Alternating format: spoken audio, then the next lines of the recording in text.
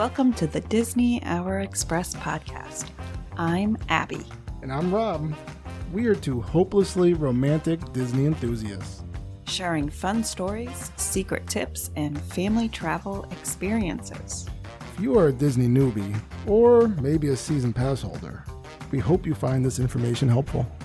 We turned our love of Disney into a unique boutique travel agency that books Disney and Universal vacations. We've got a lot of stories, so cozy on up, choose your favorite drink, Whether that be a cocktail or a hot chocolate, and enjoy the Disney Hour Express.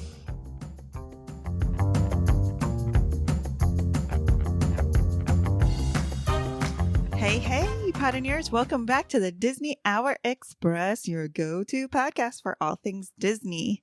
Today, we're going to dive into one of my favorite parks, Disney's Animal Kingdom. But furthermore, we're going to talk about whether it's worth going in 2025 or not. This kind of hurts my heart because some people consider this a skip park, especially for 2025. And we're going to talk about all the reasons why. And Rob's already laughing at me. I don't really understand why. What's going on over there, sir? I realize that if I just don't say anything with you, if I don't say anything, you'll just keep vamping. I like it. That's my job on this just podcast, adding isn't more and more to the conversation. Yeah, I just keep going down the train, just slowly, all by myself. Get in the inside of Abby's brain. If I just be quiet, we'll hear everything eventually. Well, that was like our first date, right? It all just comes out. Blah. Wow. I feel like I should be silent this whole podcast and we'll just see what the listeners think about we all know that. You couldn't do that. You're so mean to me. Oh my gosh. All right. So the question that is on everyone's mind is why visit Disney's Animal Kingdom Park in 2025? My question is why not? Okay. I mean, there's so many things to do. Now, the reason why this even came up is because there's going to be and is already lots of construction happening. As if, for those that don't know, Dino Land is closing, right? So parts of it are already closed, like Triceratops Spin is gone. Fossil Fun Games, gone. Chester and Hester's Dinosaur Treasure Gift Shop gone. But Dinosaur is still open, along with the little place where you can get some meals. Is that correct too? That's still the restaurant Soars is still there, is still open. Yes. Yep. They want to be able to serve you food. Yes. And some would say that Dinosaur will leave you a little dino sore because of all the jostling around in your in that truck. But anyway, on Rob's comedy hour is over now. So that is closing. So you're going to deal with lots of walls. There's pathways cut off. Yes. And even though obviously Dino Land in itself wasn't like, it wasn't the big draw that they thought it was going to be. I'm going to be honest. It's never somewhere that I actually went to visit on purpose unless I got lost. Like it was well, because cool. it was, you could always find the Brontosaurus, right? You could always see where that was. So that was like a point. Like, we did the Brontosaurus. Yeah. Yes. But, and just as a side note, Dinosaur will remain open through the end of 2025. That is what we have been told. So that is going to remain open. It's just everything else is blocked off. You're going to see cranes and construction and all sorts of stuff because they're revamping the whole land to make the tropical Americas. Yes. And which that sounds like it's going to be awesome once it gets actually going, but it's going to take some time. Right. I'm really interested to see how that's all going to map out. But yeah, it's going to be cool. And then eventually Dinosaur will be replaced by the Indiana Jones ride, which we're really excited about. Yeah. And it's going to be, again, we've talked about before, it's going to be similar to the one Dinosaurs on the same ride track, uses the same ride track that the Indiana Jones ride in Disneyland uses.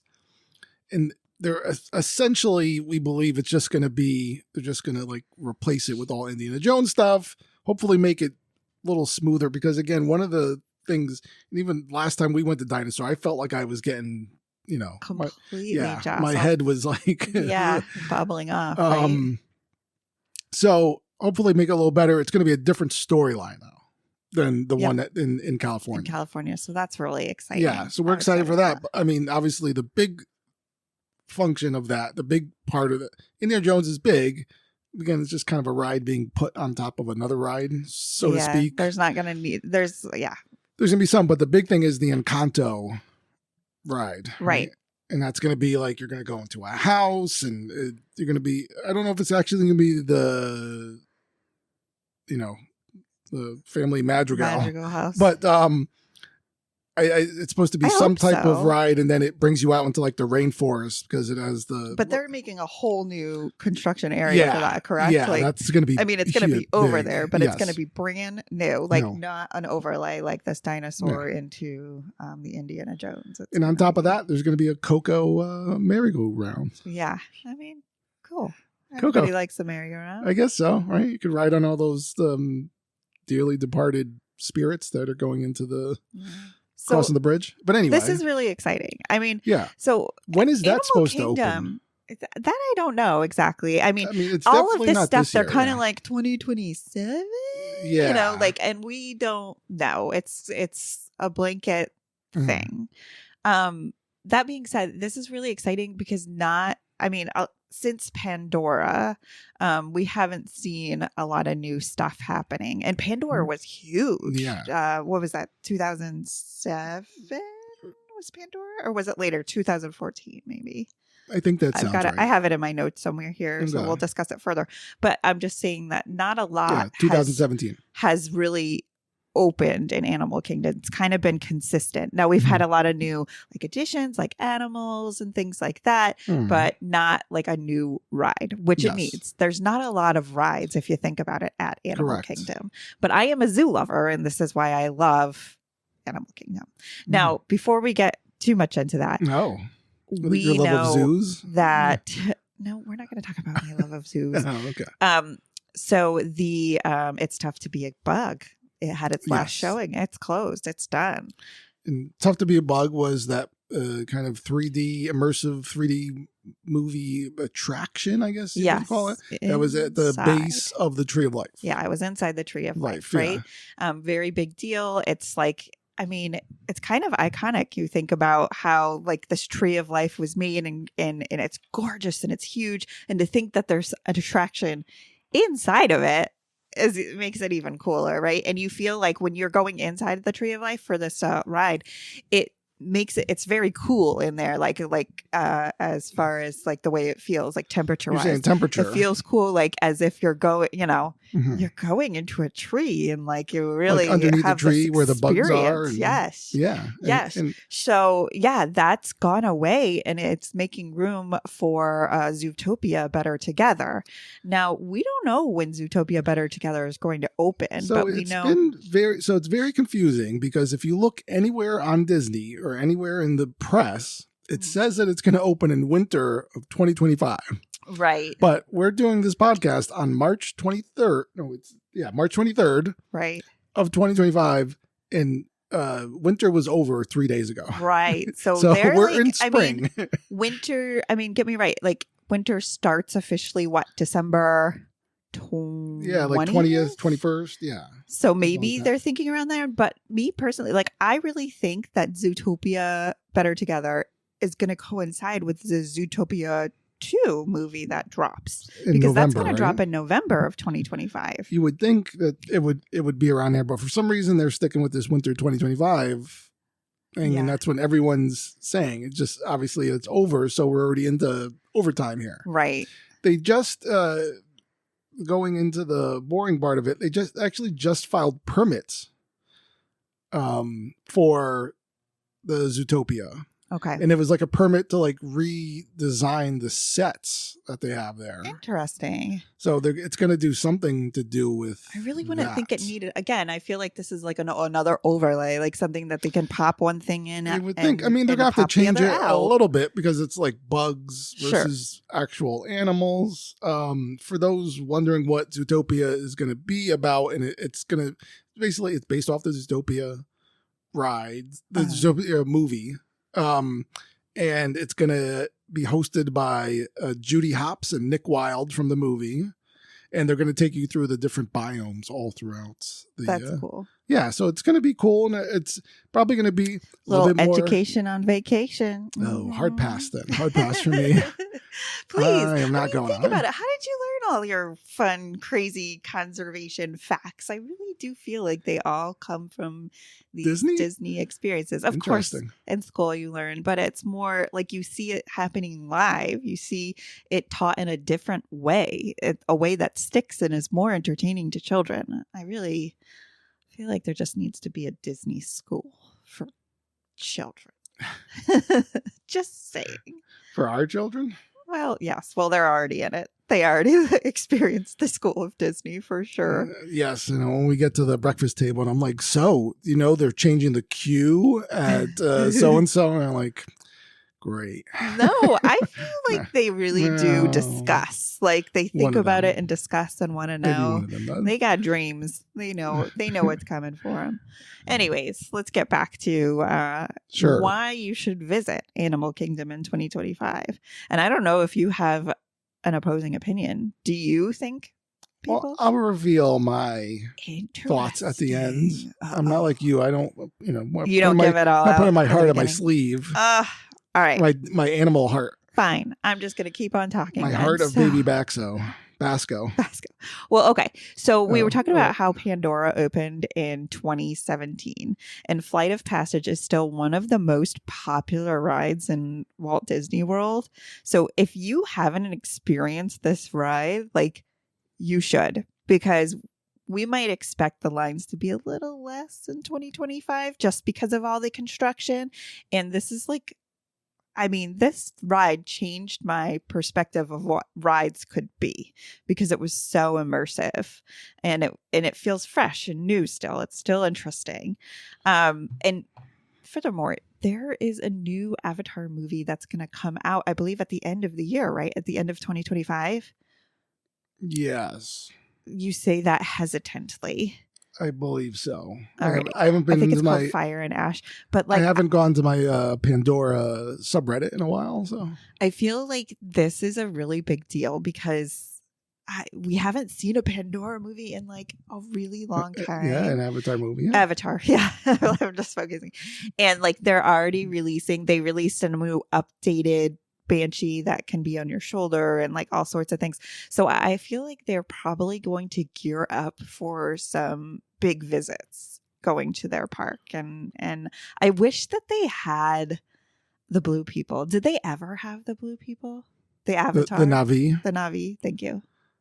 I mean, they don't have them walking around other than floating in the beginning of, the Flight of Passage. Queue. And then at the end of I feel like that's River so Journey. Doable, though. We've already got like tons of stilt walkers and whatnot. Like, it would be doable. Maybe, but would it be realistic enough? Right? Because they really just have the big mech suit that the guy's walking around in. Yeah. During the show, one of the shows that they put on, like kind of in the middle of Pandora, right. But.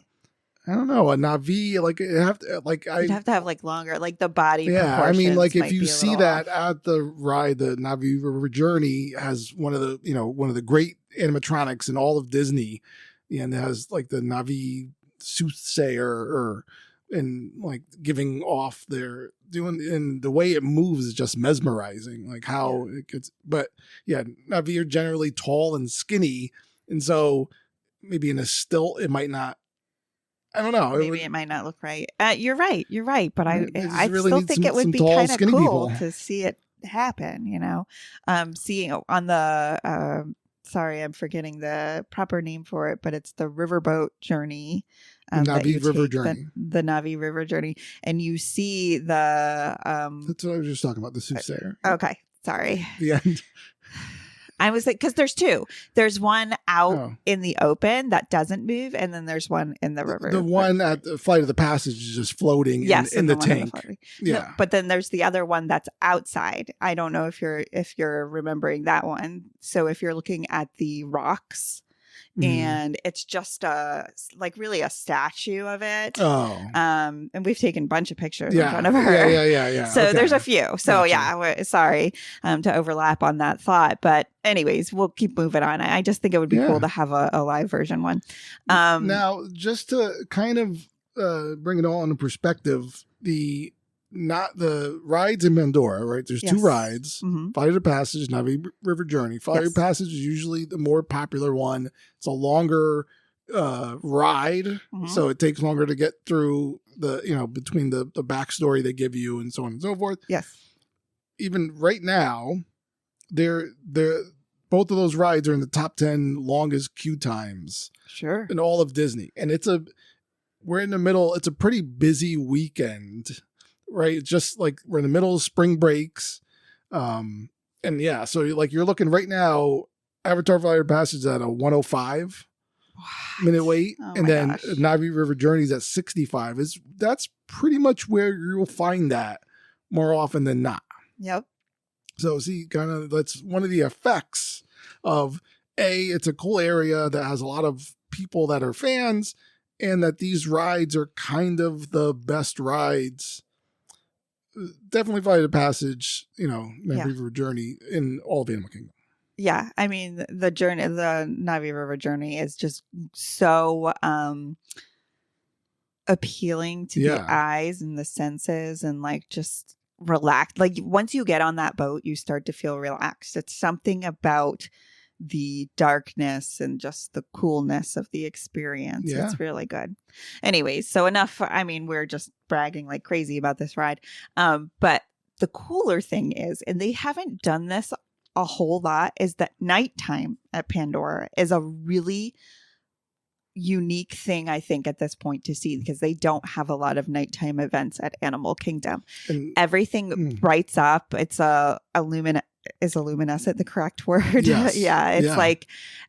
It's gorgeous. They've got the flooring in Animal Kingdom has just these little sparks of things that light up, and then the tree. Everything is just is gorgeous. It's all the flora and the fauna is all well lit, and it's the bioluminescence.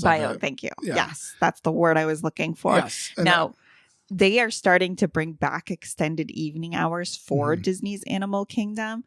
This starts in, I think this year we're looking at May 5th, and they're probably going to do a little bit more. And the evening hours are a little bit shorter, though. They're from 6 p.m. to 8 p.m. And they are available to guests that are staying at deluxe resorts, deluxe villas, and other select Disney hotels.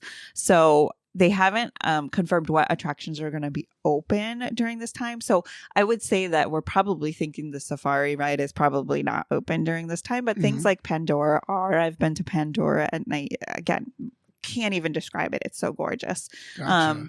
Like the affections section at Disney's Animal Kingdom over at the Rafiki Planet Wash probably wouldn't be open during the train ride, but there might be other areas that the Everest, sorry. Expedition Everest. Yeah. Like that would probably be open, so like the big rides during the nighttime, but it's definitely a unique experience because it doesn't happen all the time. Right. I'm sorry. I've been distracted by the affection section, and that's like when you and I have some private time, right? Oh boy. You know what? And I'm looking at my notes, and it does say that Kilimanjaro Safaris has been open in the past at extended evening hours, which is surprising to me because, we've got animals that probably, need to follow their rhythmic clocks on sleeping and stuff. But okay, so I was watching as we do, we watch a lot of Disney YouTube videos around here. And I was watching my favorite guy on Disney, and he's bringing his niece on the safari ride, and they just happened to see. Now there was these So we're going to the safari. lions. So you're on the safari, and it's the 3 new lions, and they are stalking. I believe they're like antelope, or I don't recall exactly, but they're a type of form of antelope. And they came over the antelopes, and they're totally safe. There's like a whole ridge where like the lions can't even jump over or anything. Okay. But the antelopes are on one side, which is closer to the safari as it's passing by. But the lions are like in stalking position, staring down these antelopes and like looking like you could see them drooling. It was crazy to understand like this is like to its base. Like if we were on an open African safari, like those poor little antelopes would be running for their life, but they're just almost taunting the lions on the side, being like, you can't get me, and the lions are like just drooling at them. It was really crazy to see, because I've never seen anything like that on the safari ride. We've just seen a lot of giraffe jams, but it was cool. Jam. It was cool. So anyways, Kilimanjaro safaris, it's different every single time you go on the safari ride. As I was just discussing, I've seen things, but most of the time you're going to just see animals all about just chilling, right? We saw a lot of ostriches that were really up close to the safari the last time. And I like that. I like all the different animals. One of my points too to go in 2025 is, listen, Baby Basco is bringing all the crowds, because he's not going to be a baby forever. And there's something so cute about little lions that turn, or tigers, I should say, little tigers that turn into like huge predators. Like they don't seem so like scary when they're little. They just seem cute and like you want to snuggle them. But lately Baby Basco has been super active with his mom. They've been just like doing the cat thing, like jumping all over each other and having a great time. So he's not going to stay a baby forever though. Not going to be a baby. Yeah. So that's a big deal. That's why you should go in 2025 as well. For Disney Vacation Club members, they already had this over at Animal Kingdom. I'm not sure they're going to bring another one back, but it's where Disney Vacation Club members get the park kind of to themselves. If you're a DVC member, it's a really cool event. It allows DVC members to go in at 4 p.m. and then everybody else gets kicked out at 6. And then you have that park to yourself from like 6 to about 8 p.m. Okay. It means the lines are shorter. The experience is like more like, oh, you're a DVC member? I'm a DVC member. So it's like really exclusive. You get a little attitude. Yeah, a little attitude with it. So they brought this back, the Moonlight Magic. Hopefully they'll keep going. There are other Moonlight Magic days for other parks, but we're just talking about Animal Kingdom today. Let's be honest. Gotcha. Now, one of the other things, we're going to skip ahead a little bit in your notes and bring it up because I've also experienced, and we're talking about nighttime, is the Tree of Life, the nighttime show that they put on there. Yes. Gorgeous. Yeah. When did you see it and what was it like? I did it during my it was on my solo trip. Yeah. So I saw it being performed there, where they just have the projections on the actual tree, and then it's like telling a story and it's showing you the way of life. Now I know that with Mufasa just coming out, it became some sort of Lion King focused, right? I think we even talked about it here on the show. But in general, it's just like a kind of a general animal Disney story that they show. But I mean, it's just a beautiful projection show that you can see that's lighting up the night, and it's dark. And I went during the holidays, which made it even more. It wasn't holiday themed, but it's just even anywhere at Disney at night in the holidays is like, whoa. Yeah, seriously. So this show that we're talking about right now, Tree of Life Awakenings, it begins after dark. So you got to make sure it's like one of those times when the park is opened up a little bit later. And it happens approximately every 10 minutes. So that's a lot, right? To be like circling back through. Yeah. But I guess it allows for you to really catch the show. Very cool. Love it. So let's see. One of the other days that's always celebrated in the parks, like it's a huge deal. Like in April, or specifically April 22nd, it's Earth Day at Animal Kingdom, but the party happens all month long.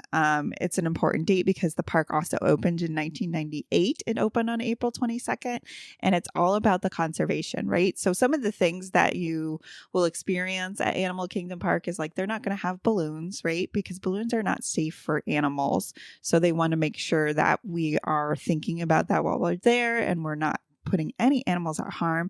You're going to not find plasticware or plastic straws or any of those things. If you're using anything like that, it's going to be recycled materials.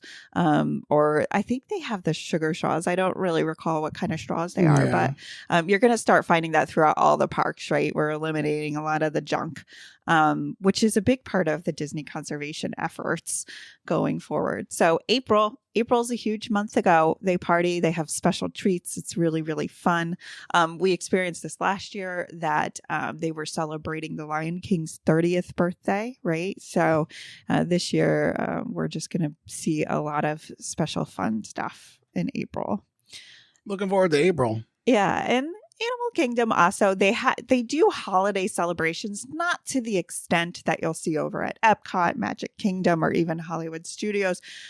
They don't have special parties or anything, but they do dress up the park really nice, and they'll have little celebrations around the park from early mid-November to December, right? It's just a magical place to see all around.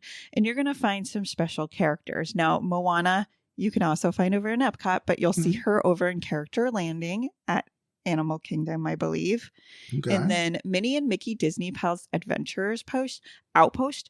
It's like my favorite Minnie and Mickey experience because they're not in they're in their adventure wear, right? Yeah. Like as if they were going on a safari. And I don't know why. I just like it so much better. It's never a long wait to go to the Adventurers Outpost. I really like it there. And then you're going to see Timon and Rafiki over at the Conservation Station. Now, let's talk about the Conservation Station. Have you ever been to Rafiki's Planet Watch? You're asking me? I am. Well, yes, as we've gone there together. Right. Yeah. But the kids have never been there. They've never been. Oh my goodness. So I was watching this video and our oldest child was like, Mom, like, why haven't we been there? She's watching the kids play with the animals because there's a whole affection section petting zoo of goats, sheep, and pigs that you can pet. I have the best video of Rob petting. I think it was like a sheep or something. No, it was a goat. It was a goat. And he was so uncomfortable. It was not a comfortable experience for him. But it's a really cool experience for kids, right? We don't often get to see goats just hanging about, and they're very friendly. And so, yeah, our kids have never been over there because we always get so caught up in all the other things happening at Animal Kingdom. There's two perfect shows that you could go see, which is Finding Nemo and The Lion King. Those are wonderful and awesome. And then the rides, right? And so we never really get the opportunity to take the train. You have to find the train and take it over to Rafiki's Planet Watch. Yeah. But it is definitely something I would suggest doing in 2025. Why? Because you can also go over there and do a free art class. You're going to learn how to draw an animated character. And then you get to like take it home with you, right? You've learned how to draw a Mickey Mouse perfectly or a Donald Duck perfectly or, whatever they're teaching that day.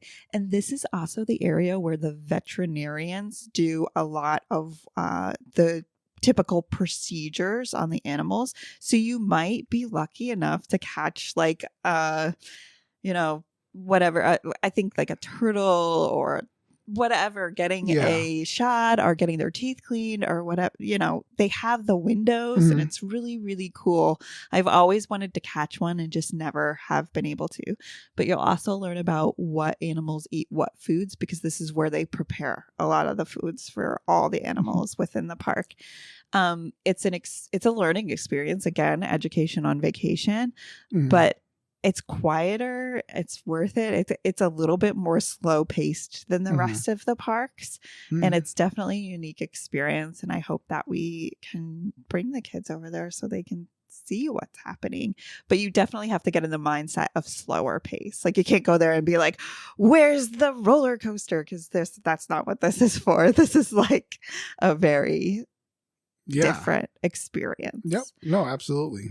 So yeah. And it kind of feels like it's just like a hidden gem. Yeah. So to speak. Like you don't even know, you're like, I'm taking a train to like another part of the park. Right. Like, but you're also seeing backstage of all of Animal Kingdom, which is my favorite part because you see where, like, if you've ever watched the animal show about Disney's Animal Kingdom, like you see that they bring the giraffe into this little giraffe holding area. You're going to see that on this, which you wouldn't normally see at the park. You're going to see where they bring the animals to do certain procedures on them or just like the backstage of everything. And I love learning how the way things work. So I got you, girl. So, and of course, you are never not entertained at the parks. They've got the Tam Tam drummers, and I have to sneeze. Oh. They've got tons of entertainment. Tam Tam drummers, and they've got the little boat on the waterway where they have the band that comes through. There's just never a dull moment. They've got the bird show. You've got, what is that big bird from the movie that walks around? I always forget his name too. From Up. Bird from Up. I know. Right? He's the bird from Up, or is that the dog? Anyways, you've got the big bird running around the park. Kevin, among other things. So, yes. I just think it's just full of entertainment, whether it's under construction or not. And like I said, I never really went to the dino area all that much. So I don't know that it's a big deal to me that it's going under construction. It's a zoo. You're there to see the animals. It is a zoo, definitely. It is a zoo. Well, okay. So essentially, right, and that's kind of like been the biggest argument with Animal Kingdom is that it's a zoo. Yes. And people are like, well, with the amount of money that I'm spending to be on vacation in the amount of time, that's kind of what we get asked a lot. Is it worth spending a whole day in Animal Kingdom? Is it worth doing this? If I have a truncated vacation, should I even bother going here now with all these things happening? Mm-hmm. It is a zoo. So it's some people, Abbie's big into it. The kids love it. Therefore, by default, I love it as well. But you wouldn't. Would you necessarily go here? I mean, I've gone there before. Like when I took my solo trip, I went there because I wanted to experience everything. I still like it. Like, so if we are talking about it, and not that I'm still not revealing but I'm kind of giving a different view of it. Mm-hmm. And now we're just looking at the rides and attractions that are there. Yeah. There's not a lot of them. And the majority, like the longest wait times you're going to find are the two in Pandora. Mm-hmm. And then after that, it kind of like fizzles out more often than not. So there's really only 7 queued rides in all of the park. Yeah. Right. So that if the people are going, like the rides themselves, so we have, so it's the Navi River Journey, right? Mm-hmm. Avatar Flight of Passage. Then there's the Kilimanjaro Safaris that we talked about. Mm-hmm. Then you have Expedition Everest. We have Dinosaur. And you have Cali River Rapids. In fact, I think that's only 6. Because they also have the Feathered Friends in Flight show, which is a queue. You do have to get in line. Was that the one you got hit in the head? That's a different one. Okay. That's just something. That was just something the that happens bird in show. front of a bird show that happens A bird like flew every into Rob's head. 3 hours in front of the Tree of Life. It smacked me right in the face. Like knocked my glasses like sideways, like my sunglasses. It was so. I shouldn't laugh at that because I would be distressed No, if that I happened understand. to me. It's fun to laugh at the things that happen to me. I get it because the majority of the time it's the things that happen to me. So like the one time it happens to you, I should laugh. So I mean that's not so. If you have the Finding Nemo, the Festival of the Lion King, the Feathered Friends in Flight, which happen more. That happens over in Asia. Mm-hmm. Like you take out those three, there's really not a lot of queued activities to go on. So that's why everyone still packs in to the Avatar stuff, the stuff over in Pandora, and then everything else is kind of like low. Like I was just looking at it, I think I lost the actual page, but it was showing. So Cali River Rapids, which is a fun ride, Mm-hmm. but even though it's like somewhat short, it only has a 5-minute wait time right now. Well, yeah. Go figure. I mean, it's warm enough for most people. Right. And it is spring break. Yes, it is spring break, but it has all these, expectations. So it's kind of like Dinosaurs, a 35-minute wait. Expedition Everest is a 40-minute wait, which that's not bad. So it just shows you that everyone's kind of flocking. I think a lot of people go just for Pandora Mm-hmm. and then leave. Mm-hmm. So I think it's, it might just be a park hopper park in 2025. That it might just be a park hopper. It's park hopper worthy, not dedicated. But then you're gonna miss out on Rafiki's Planet Ranch Conservation Station. As most you're gonna people miss do. out on walking through and seeing all the animals, baby Basco, like all these things. As a lot of people do, and they're like, I've seen tigers in zoos. At my local zoo, there's a tiger. But it's not as pretty.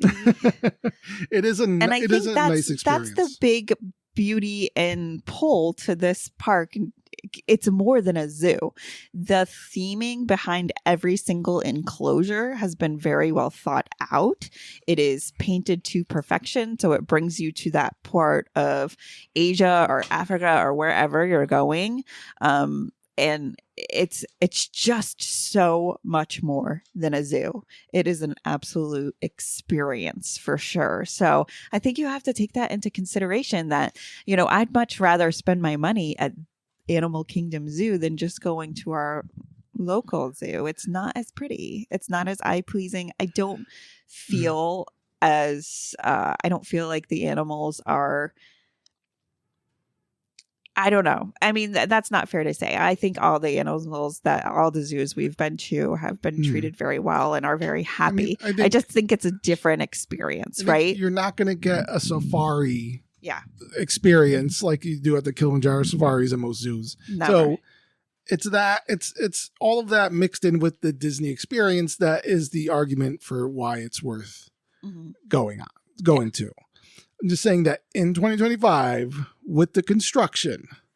Now, the one thing we didn't talk about really is like the food that's in there. Have you had a phenomenal out of this world dining experience in Animal Kingdom?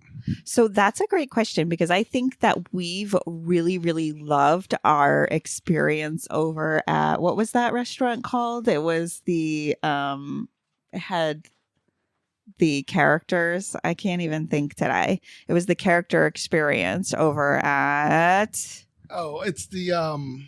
I know. Why can't we think today?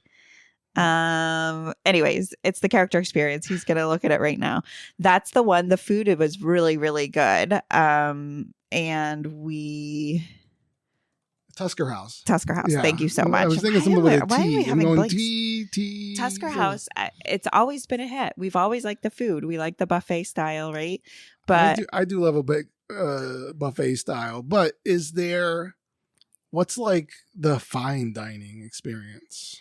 So this is not a park that I go for fine dining, only because the age that my kids are. We always went over to the Rainforest Cafe, which our experience as of late has been like, that is too long of experience it takes away from our day. It was 2 hours. And I think the food you find there is like pretty much like chain restaurant food. But it's good. Like, I mean, good. think you're going to like a Chili's or something. That's what I mean. Yeah. So that's where, not like fast food, like, somewhere high class, like a Chili's. But the food's there. So I just feel, again, it does have that character dining. Tiffin's, which has been like a really well-known restaurant, right? Yeah, but that's, it's kind of hit or miss, Tiffin's. I haven't gone, but from what I hear, the reviews are kind of mixed. Yeah. A lot of people like Pizza Safari. I guess you're right. Like the restaurant selection is not gigantic. Now, I did just happen to watch a review on the Satuli Canteen the other day. Okay. I'm kind of excited to know more about this place. It's a quick service, but the options over at the Satuli are unique, and there are bowls with a variety of proteins and sauces and toppings. I feel like that's kind of where we stand, right? I love me some protein. An easy thing, right? Little chicken or a little shrimp, depending on who you are, on top of a noodle with soy sauce. Thank you. I'll take it. She's really going for it. But they also have the Nomad Lounge over there. And the Nomad Lounge is like so unique because it's a breath of fresh air where you can sit down, order a cocktail, and you feel like you're kind of on a fancy African safari kind of, or not safari, but like you feel fancy. And so maybe they do need a few more restaurants, a few more options. There's the Yak and Yeti, and that's the one. And I'm sorry, I apologize. I was confusing Tiffin's with the Yak and Yeti. Oh, okay. Yes. Tiffin's is a little more higher end. Yes. And if anything, that was going to have now. And I don't want to just downplay Tusk House. Like, I loved eating there. We were at the time vegetarian. Yeah, one of the. We weren't eating meat at the time, and they had a lot of options for non-meat eaters. And I went back for seconds and filled up. And you do pay for character dining, so it's an added expense, but I think it was well worth it. Yeah. So yes, about Yak and Yeti, I think this is one of the restaurants we read a lot of reviews about and thought about it, and I think we had a reservation here, but ended up canceling it just because we didn't feel like it was like more like fish based, I believe. And we didn't feel like our kids would really eat. It was fish, a lot of fish. What was happening on the kids' again, menu. It was Asian food. It's Pan-Asian cuisine is what they refer to it. Gotcha. So I don't know. It's just something where, our kids especially are like, I just want chicken fingers and fries. Yes. So okay. It's like, that's what we got to find for them. But yeah, and Nomad Lounge is very cool. Somewhere that we want to check out. Again, probably sans kids at some point.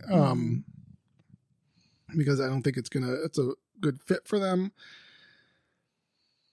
But with all that being said, there's nothing bringing people in just for the food. I mean, it's essentially all just a bunch of other quick service. That's valid. So there's not a ton of rides. The food's okay. Maybe a little bit. And it's more I would say for right now, for 2025, people going there only if they're big into animals. They love animals and seeing backstage. It's very cool, like you said. Mm-hmm. Or you're a big Avatar fan. Yeah. And even if you're not, Flight of the Passage is one of the most thrilling rides in all of Disney, and it's worth going to just for that. I just don't know that if for everyone it's worth that spending buying a 1-day ticket without Park Hopper. Yeah. For it in 2025. Now, once these other this Tropical Americas opens up, and then our kids also didn't like Tough to Be a Bug. It scared them. Yeah. It scared at least one of them. Right. So we didn't go to that, but the Zootopia seems like it's going to be more family friendly. So that's going to be another family ride. The other shows are very good. Finding Nemo is fun enough, right? It's a truncated version of Finding Nemo that our kids end up performing, but on a play separately, not in Disney, because that would be amazing. The child labor laws, even though we would let them work there if it was allowed. So Finding Nemo, the Lion King, which I can't think of the full name of it, but the Lion King show is amazing, right? The acrobatics and everything else that's going on there. And then they have the Feathered Friends in Flight. Yeah. Yeah. Which is, I don't know. Again, I've kind of seen the outside of it, watched it while it was happening, and it's birds flying around. And how do we feel about birds? I mean, when they're not smacking me in the face. They're indifferent. We're kind of like, okay. So again, I think at this point, unless you're, like I said, unless you're big into zoos and animal conservation or you want to go to Flight of the Passage, it's kind of a pass for me in 2025. And this is where the divide begins.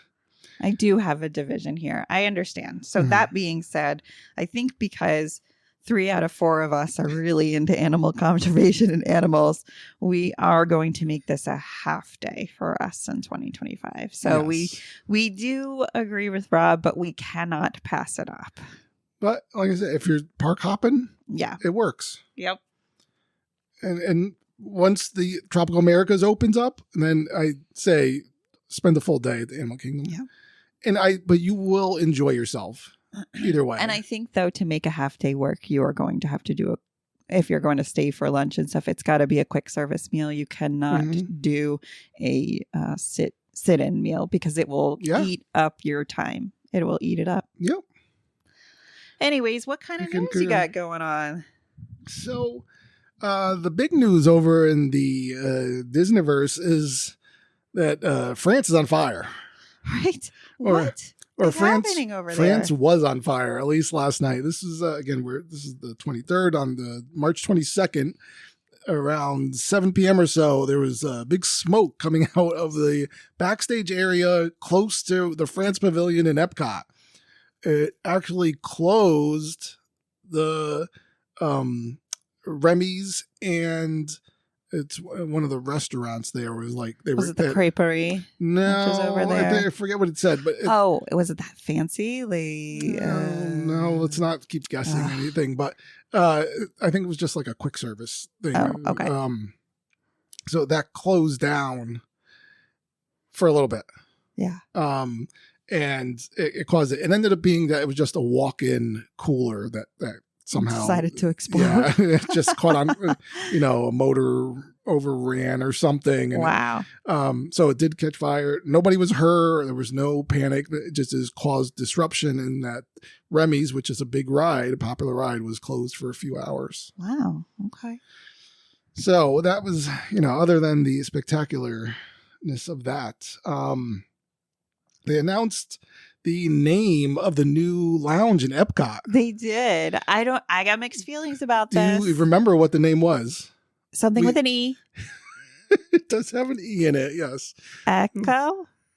I don't know. You tell me. Geo. Got it. Geo 82. So Geo-82. 82 being the reference of that's when Epcot opened. Got it. Okay.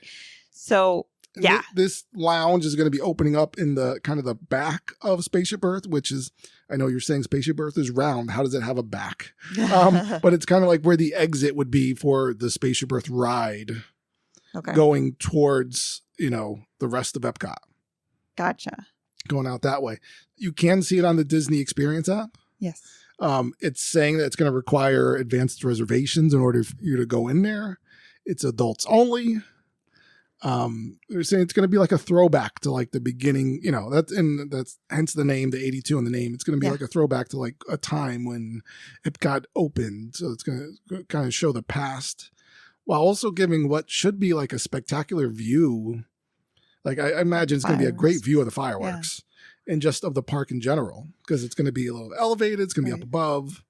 So it's so interesting. And there's so much I I appreciate that they are making an adults only area, as Epcot seems to have become this drinking around the world kind of place where a lot of adults, they go for bachelorette parties, they go for just different kinds of an adult experience, 40th birthdays, whatever, honeymoons. It's very fun to do that. So I understand opening an adults only bar, but I also feel like as an adult who can't often go without kids, I feel sad that I probably won't get to experience this anytime soon, right?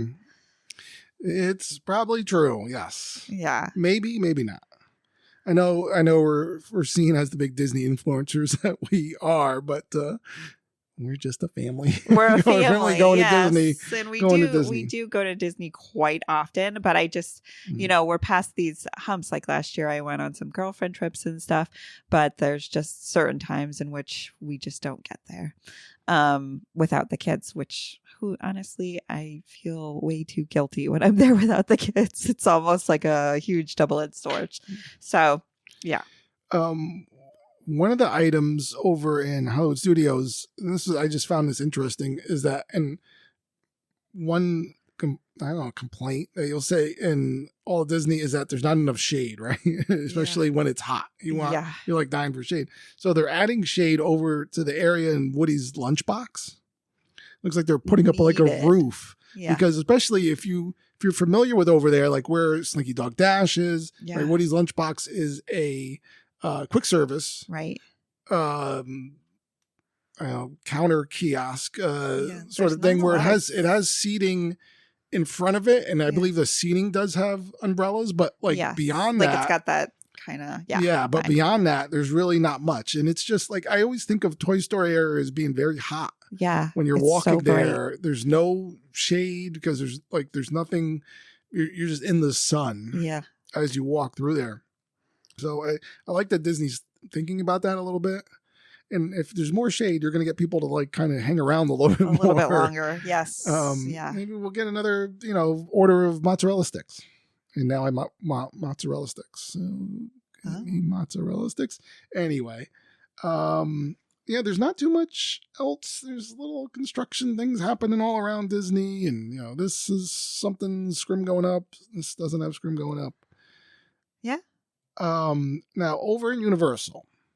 Always Universal news. It's like the Universal year for sure. Well, when you have a whole new theme park opening up that year, it's going to be a lot of talk about you. But before we get to that, we're going to talk about they're doing work on the lagoon at Universal because they're getting ready to bring back their sensational drone show at Universal. Okay, cool. Good timing. Right? And that Universal has like a nighttime parade that they're going to do now. They have so they're doing work. Sensational, which is as I said, is a drone show. I believe it does have some fireworks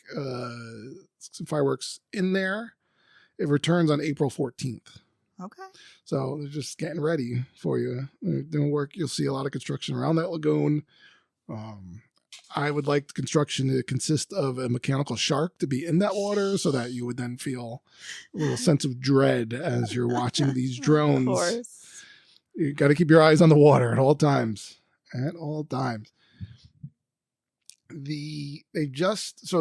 Universal's is also coming out this year with fan fests, right? Yes. Universal Fan Fest nights. Yes, we've actually sold a lot for fan fests. Okay. Yeah.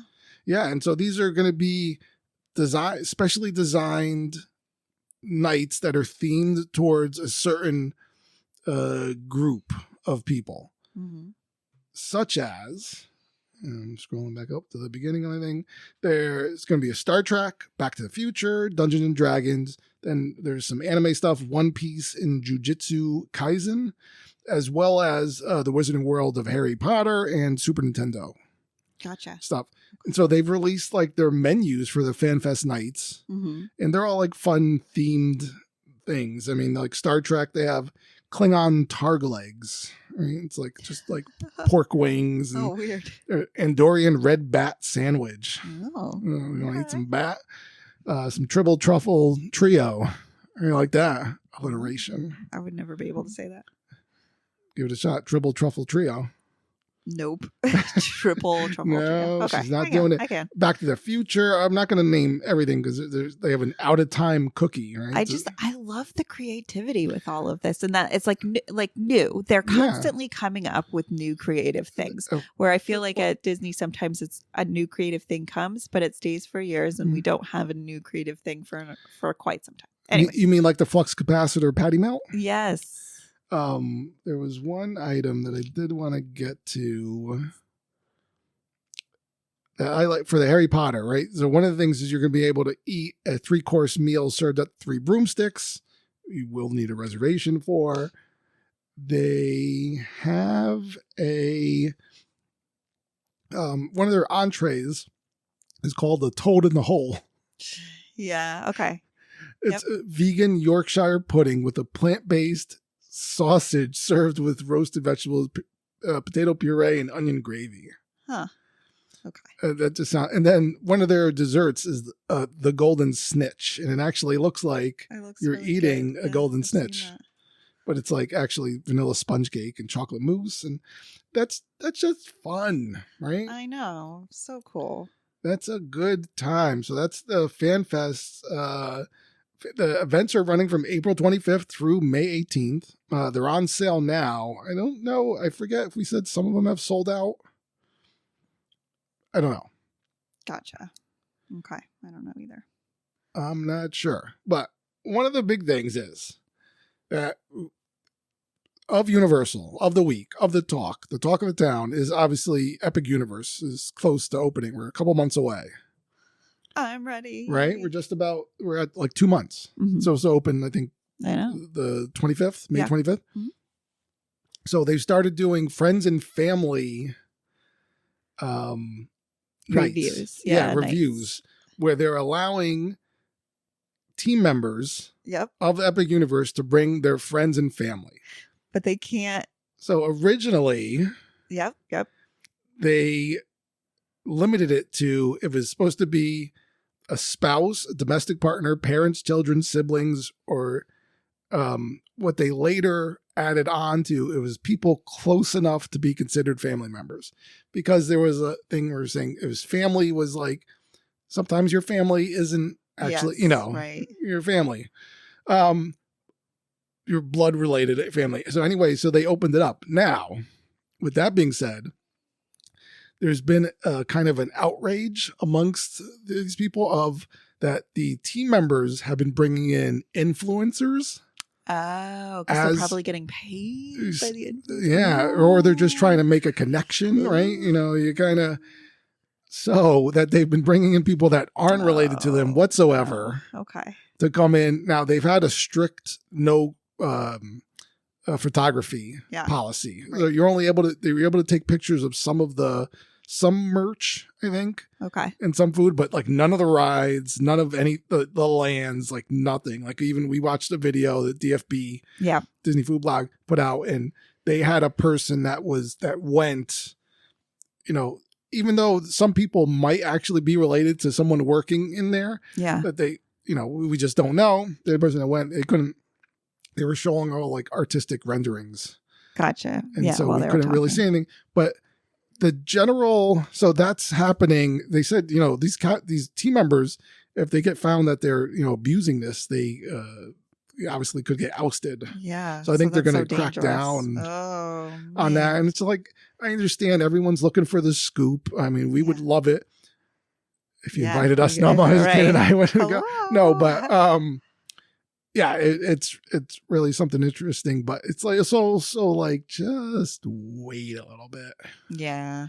It's 2 months away. We're all going to be reviewing it together, but I get it. Everyone wants the hits. Everyone wants all the interaction and the activity to come their way. Yeah. I get it.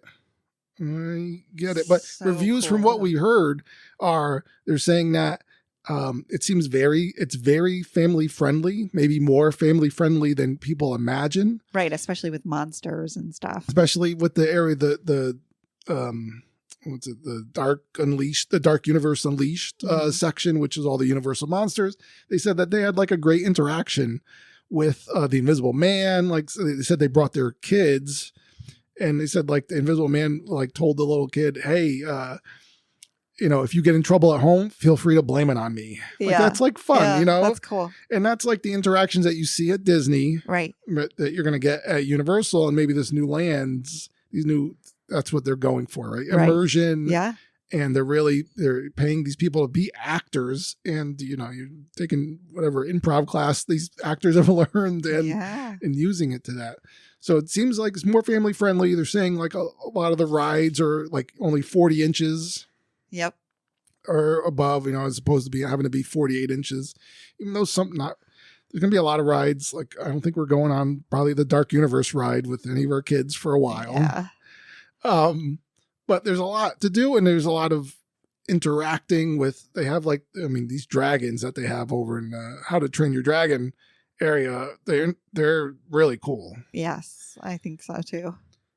And yeah, they said it's just it seems to be a fun park. They're saying that you can't do everything in one day. I know. So that's hard to like wrap your head around right now. Like, are you going to wait until they open it up to more than one day? Yeah. Availability. You got to. Because they were kind of right. They were initially selling 1-day tickets like as part of a vacation package. Yes. Which a lot of people jumped on just to get in there. Right. And now they're opening up single-day tickets. But I don't know. Maybe they're not allowing consecutive single-day tickets. Right. We have to look more into that. Right. And like always, unless you're one of those people that, you got FOMO, sometimes it's worth just letting the crowds die out a little bit and get to experience it when it's not so crowded, because it's going to be very packed when it initially opens in May through the rest of the summer, right? Yeah. Probably through the rest of this year, I would think, in 2025 when it opens. Right.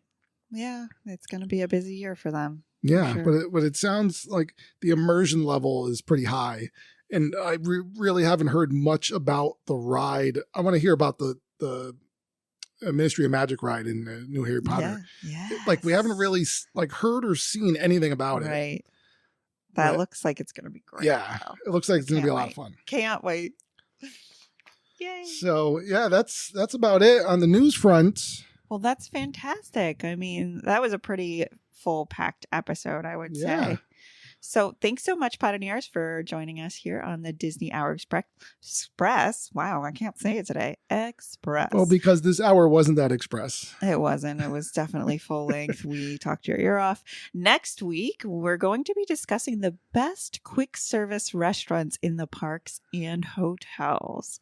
This is going to be a really big deep dive for us, as we are going to be utilizing a lot of the quick service restaurants on our next trip. So we want to make sure that we find places that we love and that have been loved. So join us next week.